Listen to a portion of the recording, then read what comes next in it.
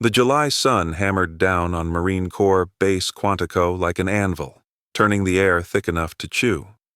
Sergeant Major Zuri Washington wiped sweat from her brow as she methodically cleaned a Barrett M82A1 sniper rifle in the armory of Camp Barrett's Range 15. Her gray maintenance coveralls bore no rank, no name tape, nothing to identify her as anything more than contracted help. The .50 caliber beast in her hands deserved respect. She'd carried one just like it through Fallujah, through Helmand Province, through places that didn't exist on any official map. The door burst open with a crash that made the rookie armorer jump.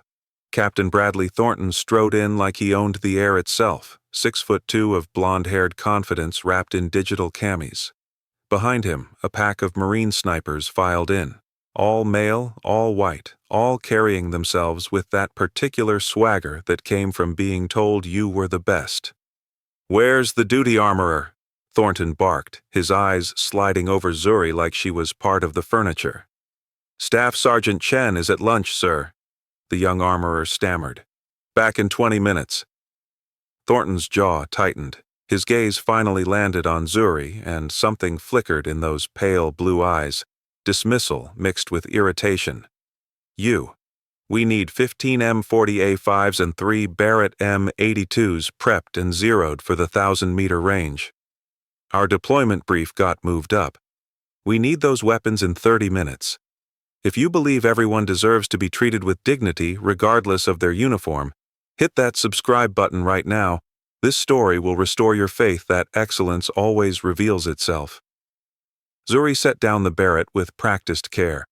"Sir, the M40s are ready, but the Barretts need recalibration. The heat index is—" "Did I ask for your opinion?" Thornton cut her off, stepping closer. His shadow fell across her workspace. "I gave you an order. Or do people like you not understand how the chain of command works?"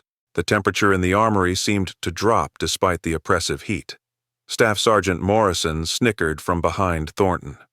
Zuri had heard that tone before, heard it from drill instructors who couldn't believe a black girl from Detroit belonged in their corps, heard it from officers who thought women weakened combat effectiveness, heard it from men who saw her skin before they saw her skill. "I understand perfectly, sir," Zuri said evenly, her voice carrying none of the storm building in her chest. "I'm trying to ensure your weapons are combat ready. The atmospheric conditions—" "Jesus Christ." Thornton exhaled, turning to his men with theatrical exasperation. "This is what happens when the Corps starts contracting out to anyone with a warm body. Look, honey." He turned back to Zuri, and that word honey dripped with condescension thick as motor oil. "I don't need a lecture from the cleaning lady about atmospheric conditions. I need weapons. Can you handle that, or should I find someone more qualified?" Gunnery Sergeant Harrison laughed, a sharp bark that echoed off the concrete walls. "Maybe she learned about guns from watching Call of Duty, sir." "Probably thinks the bullets are scared of hot weather," Lance Corporal Sterling added, and the pack erupted in laughter. Zuri's hands never stopped moving, never trembled. She'd learned long ago that responding to ignorance with anger only fed it. 20 years in the Corps had taught her patience sharper than any blade. She loaded the weapons onto a rolling cart with mechanical precision, each movement economical, professional. "The rifles will be on range 15 in 20 minutes, she said quietly. "That's more like it," Thornton said, already turning away. "Vosez need to learn your place in the military structure. Support personnel support, warriors' war, it's simple." As they filed out, she heard Morrison mutter, "Affirmative Action Maintenance Crew. What's next, transgender ammunition handlers?" The door slammed. The young armorer looked at Zuri with wide, apologetic eyes, but she shook her head slightly. Not yet. Some lessons had to be learned through experience, not explanation. 30 minutes later, Zuri rolled the weapons cart onto range 15, where the sniper team had assembled under a sun shelter. The heat was biblical, 98 degrees with humidity that turned the air to soup. In the distance, steel targets shimmered in the heat haze at 500, 750, and 1,000 meters. A small group of observers had gathered. other Marines on their lunch break, always eager to watch snipers work.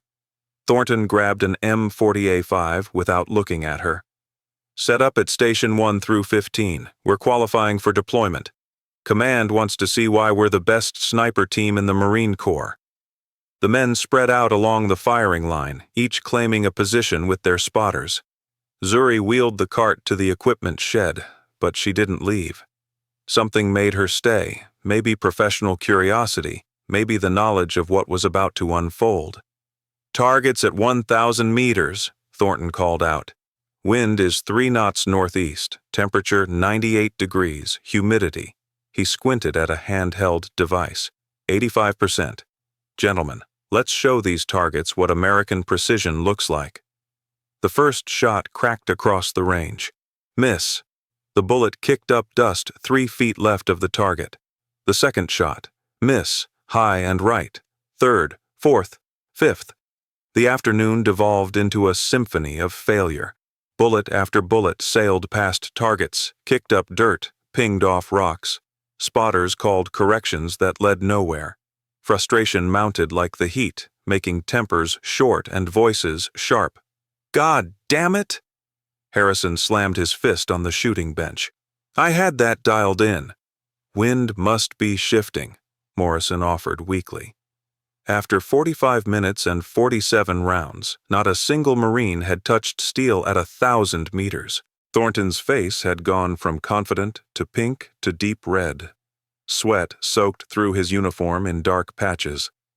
This wasn't just embarrassing, this was career-threatening. A sniper team that couldn't hit at 1,000 meters was like a pilot who couldn't land. Take 5, Thornton barked. Rehydrate and recalibrate. The men clustered in the shade, passing water bottles and making excuses. Atmospheric conditions. Bad ammunition lot.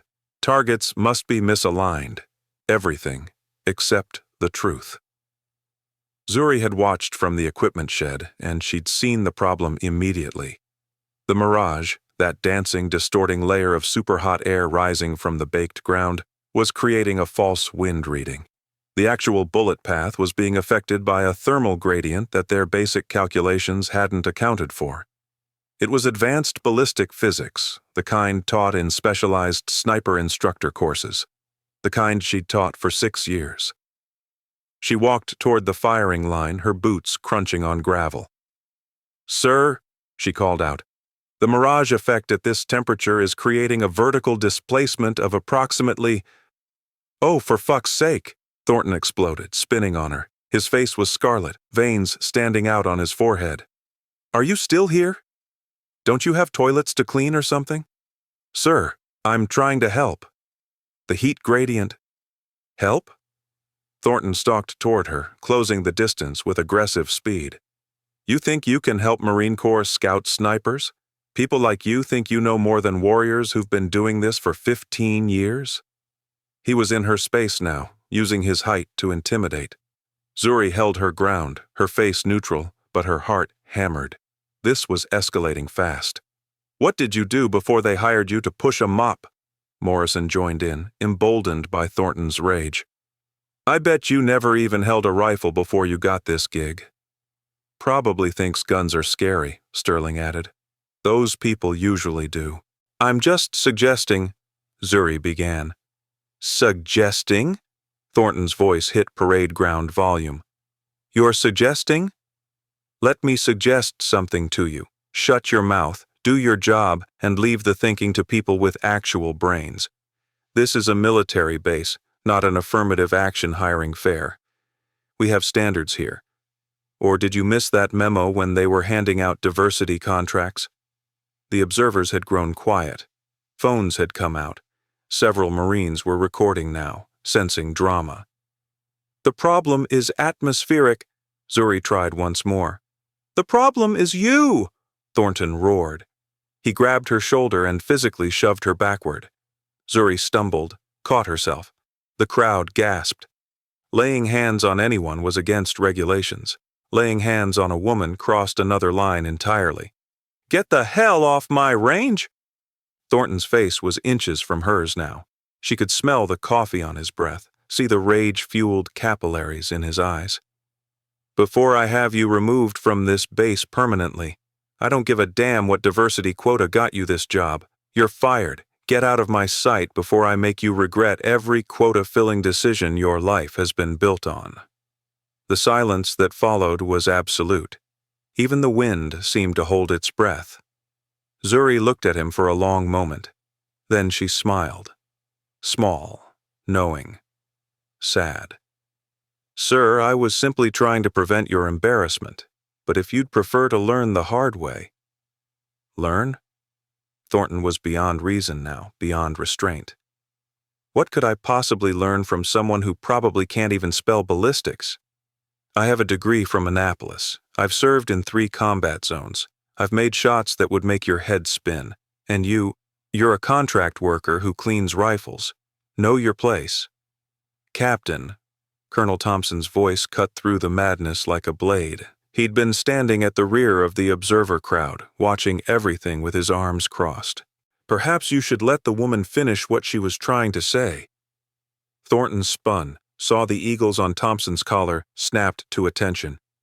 "Sir, I was just—" This civilian was interfering with— "I heard what you were doing, Captain," Thompson said coldly.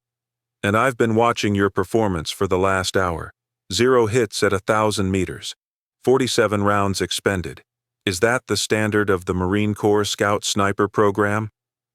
"Sir, the conditions are challenging but far from impossible," Thompson interrupted. "Which is why this woman was trying to provide you with information that might help. But you were too busy demonstrating your ignorance to listen." He turned to Zuri. "Ma'am, would you care to demonstrate what you were trying to explain?" Every eye on the range swung to her. Zuri could feel the weight of the moment, the phones recording, the future branching in multiple directions from this single point. "Yes, sir," she said quietly. "May I use one of the Barretts?" "Be my guest." Zuri walked to the nearest firing position. The Barrett M82A1 waited there, 50 caliber of American engineering. She picked it up like greeting an old friend. Her hands knew every curve, every mechanism. Without ceremony, she pressed the magazine release, dropped the mag, locked the bolt back, and began field stripping the weapon. "What the hell is she doing?" Morrison whispered. 47 seconds later, the Barrett was completely disassembled on the shooting bench. 47 seconds after that, it was reassembled, function checked, and ready. The base record for that evolution was 52 seconds, set by a master gunnery sergeant with 26 years of service. Thornton's face had gone from red to white. Zuri loaded a fresh magazine, settled into a prone position behind the rifle, and pulled a small notebook from her coverall pocket. She scribbled calculations: temperature, humidity, barometric pressure, angle of fire, Earth's rotation at this latitude. Numbers filled the page in neat, precise handwriting. No computer, no spotter, just math and experience. She adjusted the scope with tiny, precise movements. The crowd pressed closer. "Engaging target at 1,000 meters, she said calmly, her voice carrying across the now silent range. The Barrett roared. The massive rifle bucked against her shoulder. A second later, the distant steel target rang with a sound like a church bell, a perfect center hit. The explosive echo rolled across the Virginia hills. Nobody breathed. "Atmospheric conditions create a mirage effect in temperatures above 90 degrees, Zuri said, rising to her feet. The thermal gradient causes a vertical displacement that requires compensation beyond standard wind reading techniques. The heat also affects powder burn rates, requiring a slight elevation adjustment. It's covered in Chapter 7 of the Advanced Ballistic Solutions Manual." She turned to face Thornton. His face was a mask of confusion, horror, and dawning realization. "Wait," he whispered. "Wait a minute." Colonel Thompson stepped forward, and this time his voice carried across the entire range. "Gentlemen, allow me to introduce Sergeant Major Zuri Washington, Medal of Honor recipient, former Chief Instructor of the United States Marine Corps Scout Sniper School, holder of the world record for longest confirmed combat kill, 1,247 meters, Helmand Province, 2019, author of the Advanced Ballistic Solutions Manual, and for the next 2 weeks, your instructor for advanced sniper techniques.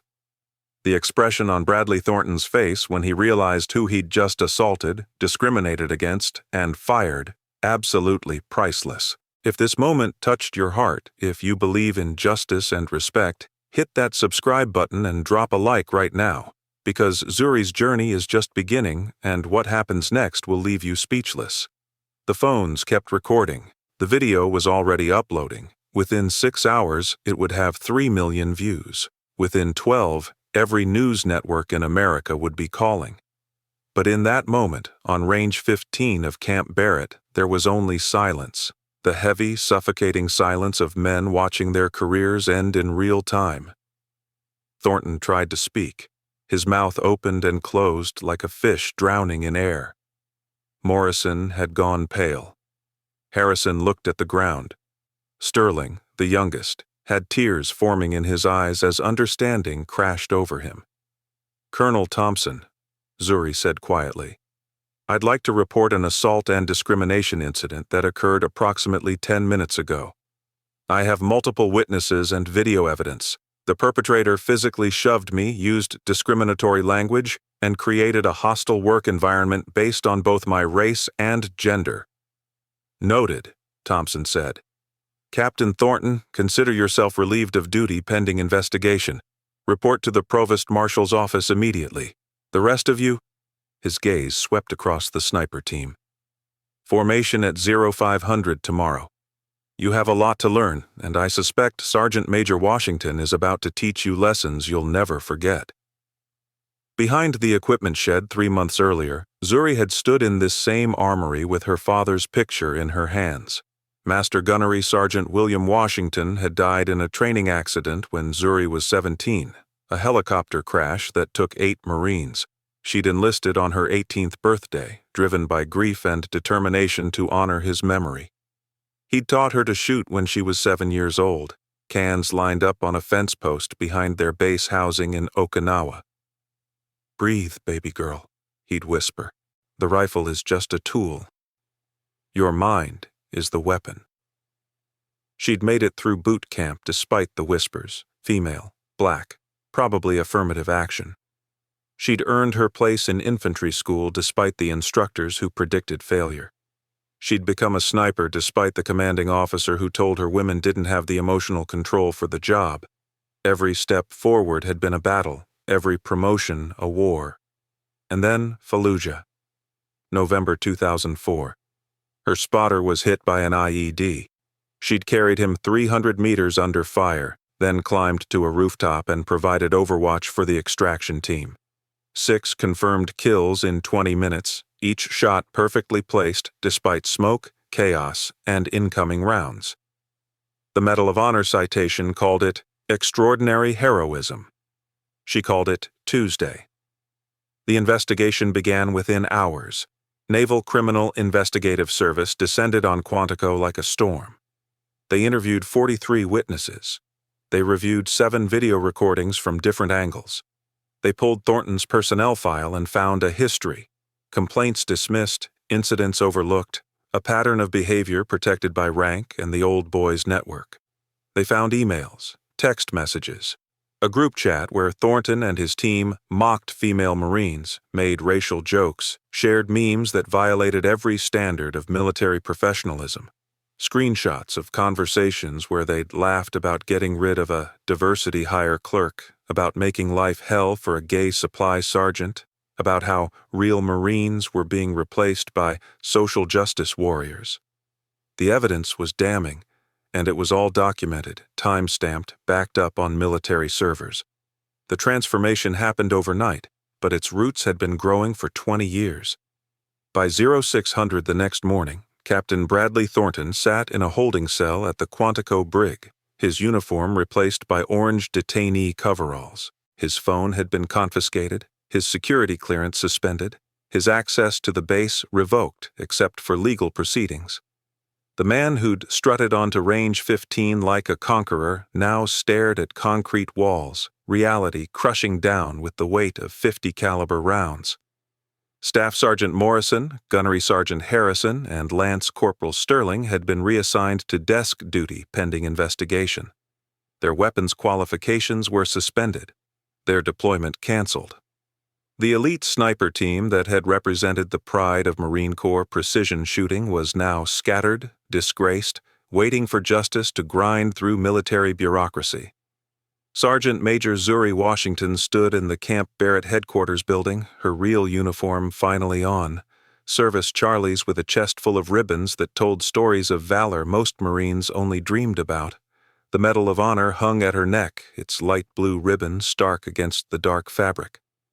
Colonel Thompson sat across from her, along with a 2-star general from Headquarters Marine Corps and a stern-faced woman from the Judge Advocate General's office. "Sergeant Major," Major Thomas Anderson said, sliding a thick folder across the table. "What began as a single incident has exposed systemic problems. We've identified 17 formal complaints against Captain Thornton over the past 8 years. 15 were dismissed or reduced to counseling statements. 2 complainants, both women, 1 black, 1 Latina, were transferred to different units shortly after filing." Zuri opened the folder. Each page was a small tragedy: careers derailed, dignity violated, justice denied. A Lance Corporal who'd reported sexual harassment then found herself investigated for fraternization. A sergeant who'd complained about racist comments then received failing fitness reports that killed her promotion chances. A pattern of retaliation, protected by a network of officers who valued unit cohesion over accountability. "The group chat messages are particularly damaging," Anderson continued. 47 members, including 6 officers. Content includes racial slurs, homophobic language, explicit plans to wash out service members they deemed unfit. "We're looking at conspiracy charges, conduct unbecoming, violation of Article 92, failure to obey lawful orders regarding equal opportunity." "How far up does it go?" General Patricia Hayes asked quietly. 1 lieutenant colonel, 3 majors, 6 captains. Anderson's voice was grim. "It's not confined to Quantico. We've identified participants at Camp Lejeune, Camp Pendleton, even overseas units." The room fell silent. This wasn't just about one bigoted officer. This was about a cancer that had metastasized through the Corps' special operations community, hiding in plain sight behind the excuse of maintaining standards. "Sergeant Major Washington," General Hayes turned to Zuri, "I want you to know that this institution failed you yesterday. It failed you when Captain Thornton put his hands on you. It failed you every time an officer in that group chat typed a slur and his brothers didn't report it. It failed you when those 17 complaints were swept aside. On behalf of the Marine Corps, I apologize." Zuri met her gaze steadily. "With respect, ma'am, don't apologize to me. Apologize by fixing the system. Apologize by making sure the next young black woman who earns her place doesn't have to prove herself 100 times while mediocre men are given infinite chances." Hayes nodded slowly. "The Commandant has ordered a full review of all special operations programs, every instructor, every evaluation system, every complaint process. This ends now." 3 weeks later, the General Court-Martial of Captain Bradley Thornton convened in a courtroom at Quantico that had seen hundreds of military justice proceedings. But this one drew national media. CNN had cameras outside. The New York Times had a reporter in the gallery. The video from Range 15 had been viewed 47 million times, spawning hashtags, think pieces, congressional inquiries.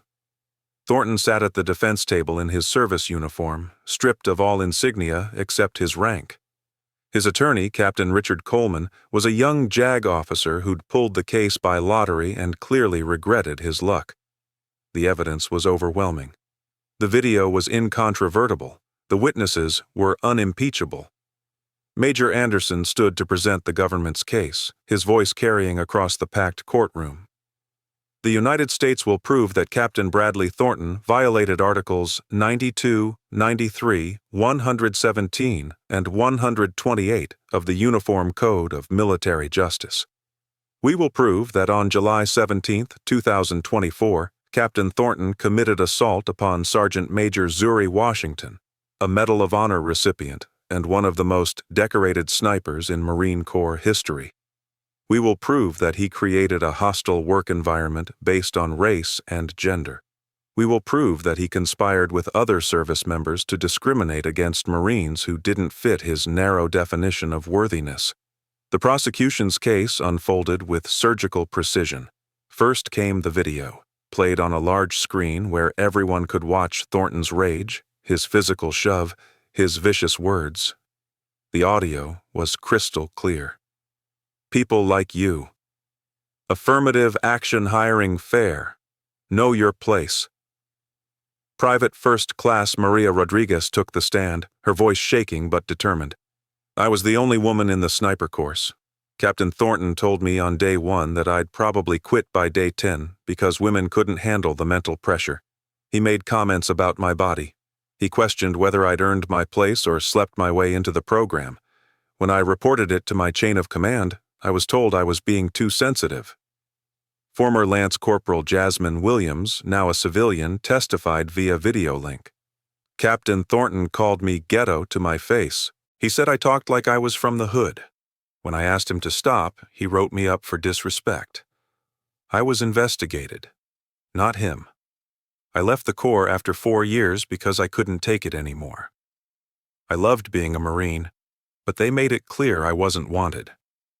Staff Sergeant David Chen described finding the group chat. I was added by mistake. They thought I was someone else with the same last name. I spent 2 hours reading through messages, racial jokes, plans to give minority Marines impossible tasks so they'd fail evaluations. They called it maintaining standards, but it was just hatred dressed up in professional language. Colonel Thompson provided devastating testimony about the pattern he'd observed. I'd heard whispers about Captain Thornton's unit culture. When I visited Range 15 that day, I saw exactly what I feared. A toxic leader who'd surrounded himself with enablers.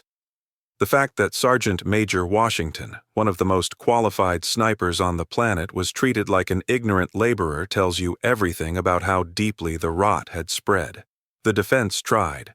Coleman attempted to paint Thornton as a stressed officer, overwhelmed by deployment pressure, reacting poorly in a moment of frustration. But how do you defend a video? How do you explain away written evidence? How do you justify putting hands on a Medal of Honor recipient? The forensic evidence sealed it. The group chat messages, the 17 dismissed complaints, the pattern of retaliation. The Marine Corps had been building a case against itself, documenting its own failures in emails and texts and official reports that someone had finally bothered to read. On August 14, 2024, after 4 days of testimony and 3 hours of deliberation, the panel returned its verdict. On the charge of assault, guilty. On the charge of conduct unbecoming an officer, guilty. On the charge of dereliction of duty, guilty. On the charge of conspiracy to violate equal opportunity regulations, guilty. Thornton's face crumbled. His attorney gripped his shoulder, but there was no comfort to give. Sentencing came 2 days later. General Hayes, acting as the military judge, looked down at Thornton with an expression of profound disappointment. Captain Thornton, you were entrusted with the sacred responsibility of leading Marines. You were given the privilege of training America's finest warriors. You violated that trust in the most egregious way possible. You allowed prejudice to corrupt your judgment. You created an environment where excellence was measured by skin color rather than skill. You physically assaulted one of the most distinguished service members in Marine Corps history.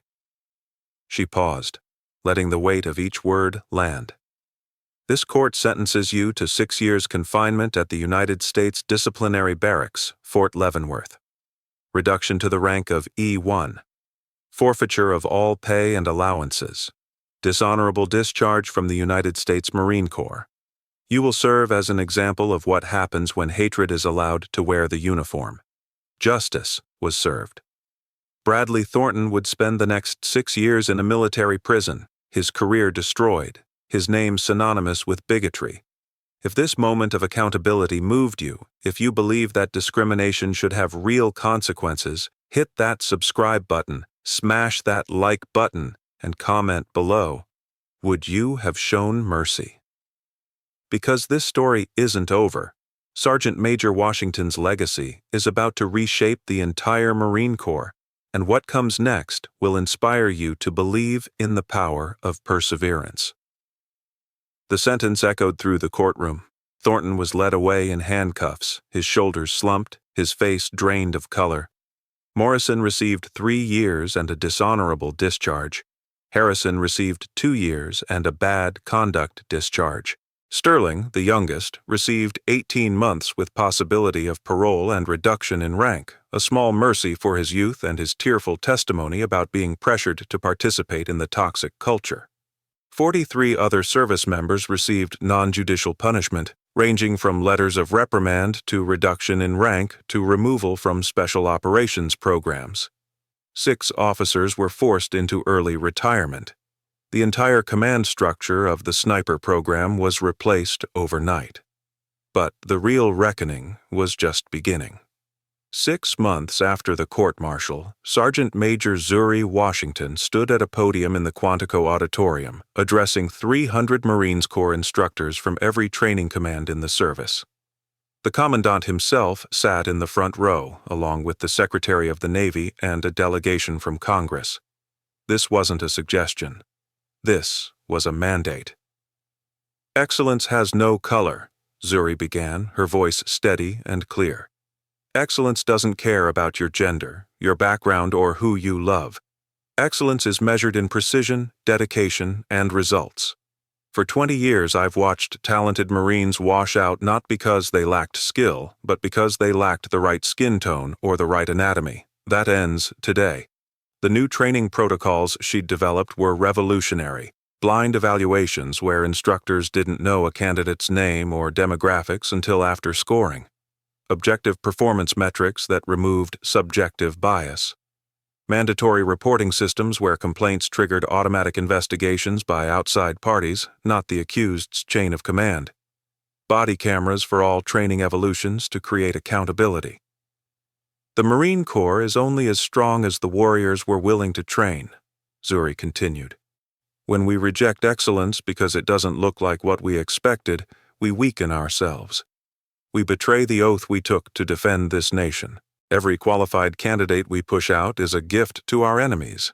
The reforms spread like wildfire through the training establishment. Within a year, female enrollment in combat arms programs increased by 37%. Minority retention rates jumped by 42%. Most importantly, complaint investigations actually resulted in accountability. Toxic leaders were identified and removed before they could poison entire units. Zuri was promoted to Master Gunnery Sergeant and appointed as the Deputy Director of the Marine Corps Combat Development Command, responsible for designing the future of infantry warfare. She became the face of a changing corps, one that valued merit over tradition, inclusion over exclusion, excellence over comfort. The media attention was relentless. 60 Minutes did a profile. Time magazine put her on the cover, "The Marine who's remaking America's fighting force."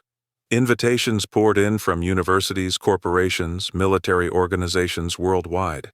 She accepted some, declined others, always returning to the work that mattered, fixing the system that had failed so many for so long.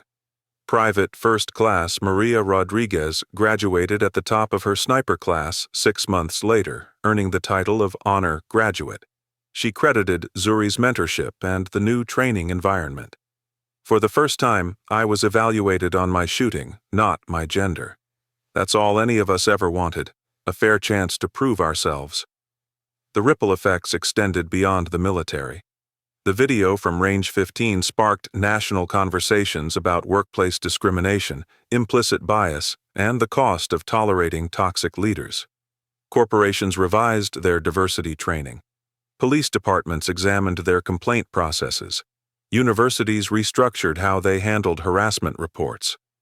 3 years after that scorching July day on Range 15, Zuri returned to the same firing line where everything had changed.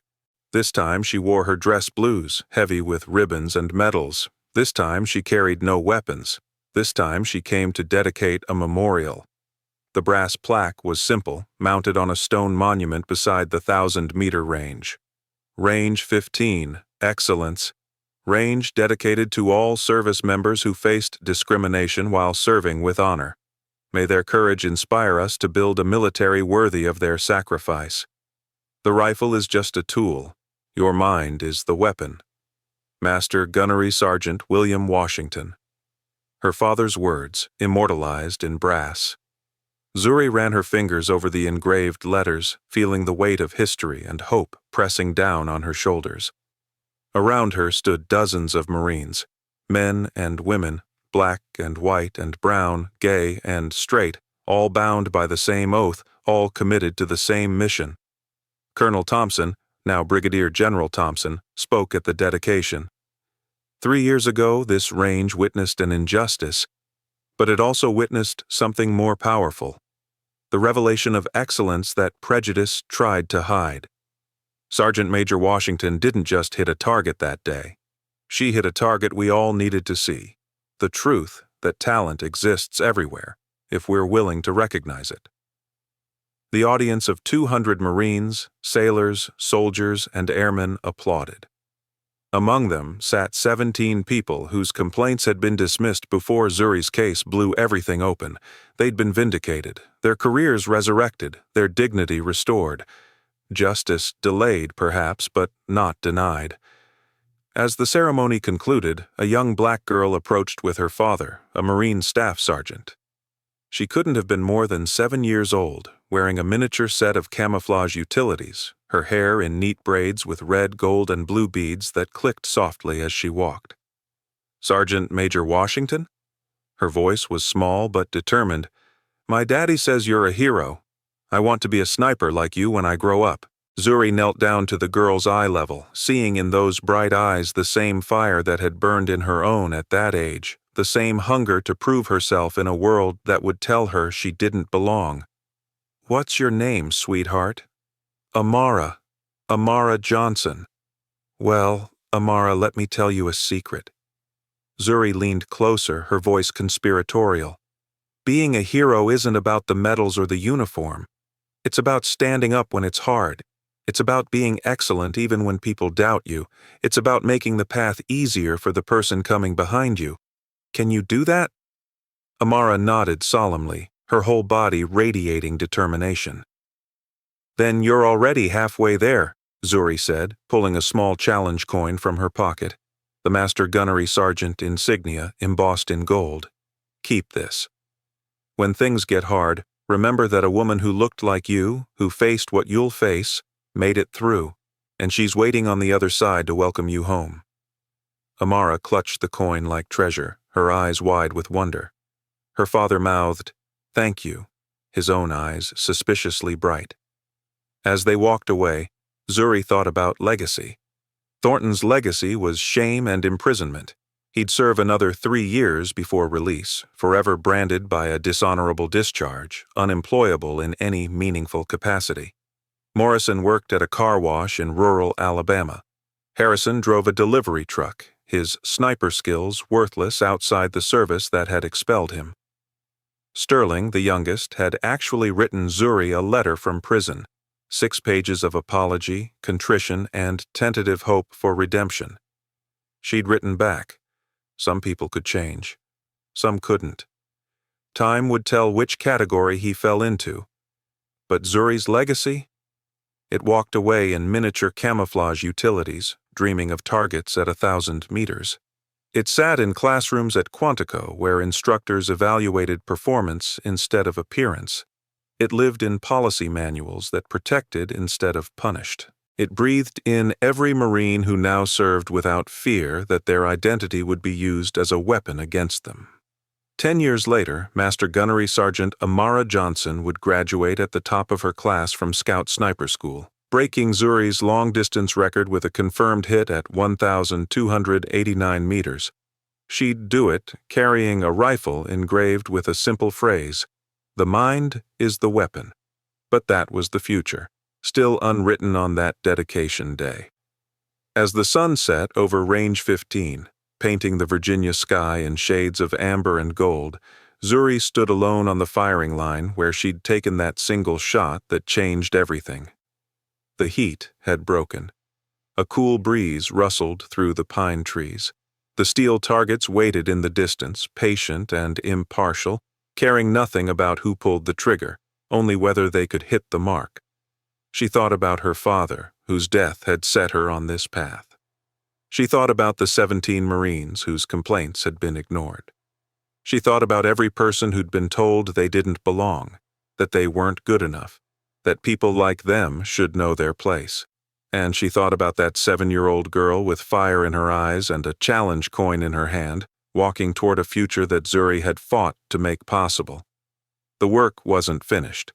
Prejudice doesn't die with a single court-martial or surrender to a single policy change. But every journey begins with a single step. Every revolution starts with a single shot. Every legacy is built one moment at a time, one person at a time, one act of courage at a time. Zuri Washington had taken her shot. Now she was teaching a generation to take theirs. If this story moved you, if you believe in a world where excellence is measured by merit and not melanin, where courage comes in every color and gender, then do something about it. Hit that subscribe button and join a community that believes in justice. Smash that like button if you think discrimination should always have consequences. Drop a comment telling us where you're watching from and share one time you stood up for what was right even when it was hard. Share this story with someone who needs to hear it, someone who's been underestimated, overlooked, or told they don't belong.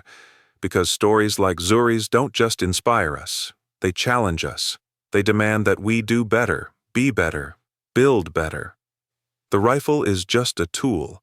Your mind is the weapon, and the target is a world where everyone gets a fair shot at proving their excellence. What will you hit?